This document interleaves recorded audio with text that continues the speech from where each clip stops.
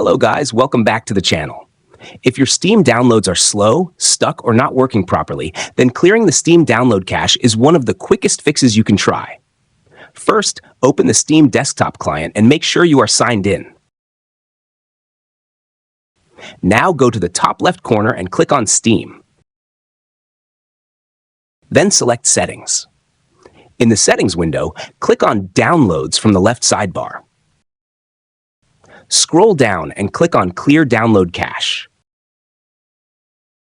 A confirmation pop-up will appear. Click Confirm. Steam will now clear the cache and automatically restart. After it opens again, log back into your account if needed. Now try your download again and check if the issue is fixed.